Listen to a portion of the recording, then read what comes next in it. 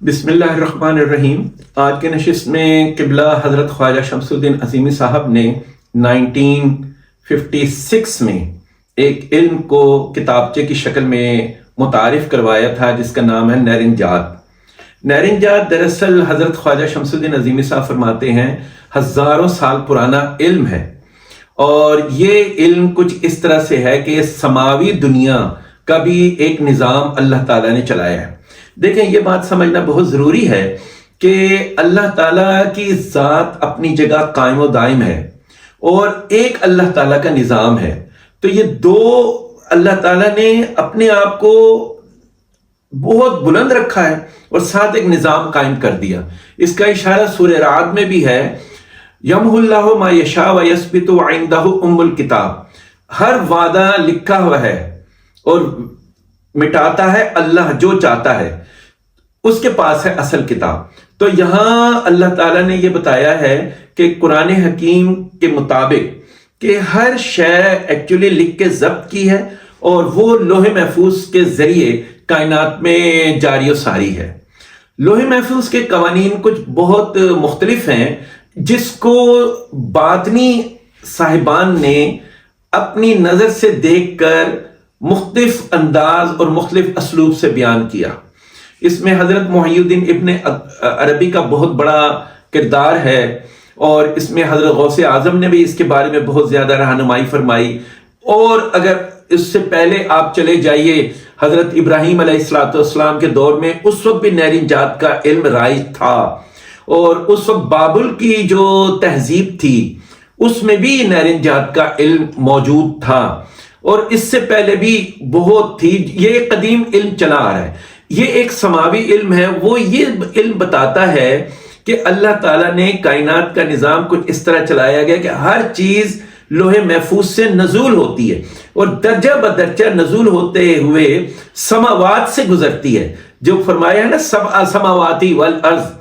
تو 7 آسمان اور ان کے سیارے، ہر آسمان میں بروج ہیں، ان بروج سے وہ اپنا وقت گزارتے گزارتے آہستہ آہستہ نزول کرتے ہوئے زمین پر اس کا ظہور ہوتا ہے۔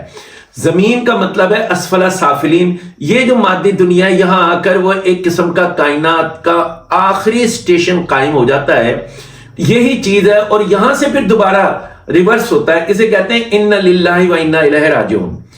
نیرنجات کا علم میں ایک بات سمجھنا بہت ضروری ہے کہ وہ یہ آگاہ کرتا ہے انسان کو اس حقیقت سے کہ کائنات میں کوئی چیز ہے، چاہے پہاڑ ہو، سمندر ہو، زمینیں ہوں، نباتات ہوں، جمادات ہوں، حیوانات ہوں، کوئی چیز ایسی نہیں ہے جو انسان سے باہر ہو۔ ہر شے انسان کے اندر ہے۔ اگرچہ اس بات کو ذرا ہضم کرنا مشکل ہے، لیکن نیرنجات کا علم، اس کی پریکٹسز یہ بتاتی ہیں کہ یہ پریکٹس کا دوسرا نام ہے من عرف نفسہ۔ آپ نے اپنے اندر جھانک لیا تو یہ دیکھا کہ کل کائنات انسان کے اندر موجود ہے۔ وَعَرَفَ رَبَّهُ، تو لہذا اللہ تعالیٰ بھی انسان کے اندر موجود ہے، اور وہ بھی قرآن حکیم نے واضح فرمایا، جگہ جگہ فرمایا ہے کہ میں تمہارے نفس اور قلب کے درمیان ہوں۔ پھر ایک جگہ فرمایا میں تمہارے نفسوں میں موجود ہوں۔ پھر ایک جگہ فرمایا نَحْنُ أَقْرَبُ مِنْ حَبْلِ الْوَرِيدِ، کہ میں تو تمہاری حبل ورید یعنی رگے جان سے بھی زیادہ قریب ہوں۔ تو یعنی جہاں اللہ تعالیٰ ہماری اندر موجود ہے تو اس کا مطلب ہے اللہ تعالیٰ کا کن بھی ہمارے اندر موجود ہے۔ جب کن فرما دیا تو اس کا مطلب ہے ازل تا ابد جو بھی کچھ ہے یا ہونے والا ہے یا ہو چکا ہے، وہ سارے کا سارا ہمارے اندر ریکارڈ ہے اور موجود ہے۔ جہاں اللہ ہے وہاں حال ہے، حال ہی حال ہے، نہ کوئی ماضی رہ جاتا ہے نہ کوئی مستقبل رہتا ہے۔ تو یہاں اللہ تعالیٰ کا یہ نظام ہے۔ نیرنجات اس علم کو ڈسکس کرتا ہے۔ وہ علم یہ بتاتا ہے کہ کائنات کی ہر شے انسان کے اندر ہے۔ مثال کے طور پر آپ پانی کو دیکھتے ہیں، دریا کے، تو پانی دیکھ کے آپ فوراً کہہ دیتے ہیں پانی ہے، تو پانی کا عکس جب تک آنکھوں سے گزر کر ہمارے اندر داخل نہ ہو ہم پانی کو پانی نہیں کہہ سکتے۔ بے ہوش آدمی کو آپ پانی میں بھی ڈال دیں گے تو وہ پانی کو پانی نہیں کہہ سکے گا، اس لیے کہ اس کے حواس میں وہ پانی کا عکس داخل نہیں ہوا۔ ایک اندھے آدمی کو بھی اگر آپ کہیں کہ وہ ہاتھ ڈالے پانی تو وہ فوراً پانی کہہ دے گا. اگر وہ کہیں کہ وہ تیل میں ہاتھ ڈالے تو وہ فوراً سمجھ جائے گا یہ پانی نہیں ہے، یہ کچھ اور چیز ہے. تو یہاں جو پہاڑ ہیں یا پتھر ہے، اگر آپ دیکھیں پتھر سامنے ہوتا ہے، آپ اسے دیکھ کر فوراً کہہ دیتے ہیں یہ پتھر ہے اور یہ ٹھوس ہے. لوہے کو فوراً دیکھ کے کہہ دیتے ہیں یہ لوہا ہے اور یہ ٹھوس ہے. جو پانی ہے اسے فوراً دیکھ کے کہہ دیتے ہیں یہ پانی ہے. کیوں؟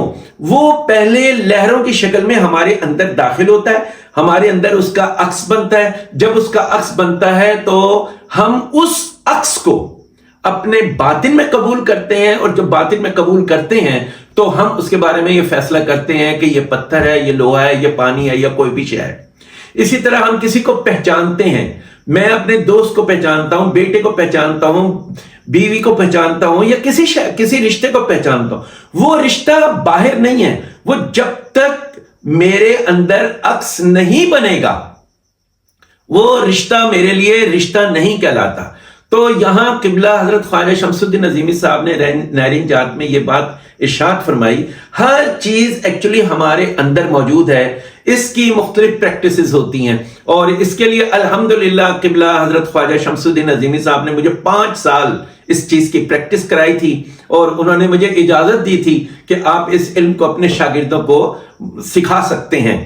تو آج کی نشست میں یہ تعارف کافی ہے. اگلی نشست میں ہم آپ کو اس کے بارے میں اور تفصیلات بتائیں گے کہ نہرین جات کی پریکٹسز کیا ہیں، اور زمین کے اوپر طرح طرح کی حرکات کیا کیا ہیں، اور نہرین جات ان حرکات کو کیسے ڈیل کرتے ہیں. آج کی ہماری نشست مکمل ہوتی ہے. اللہ حافظ الناصر.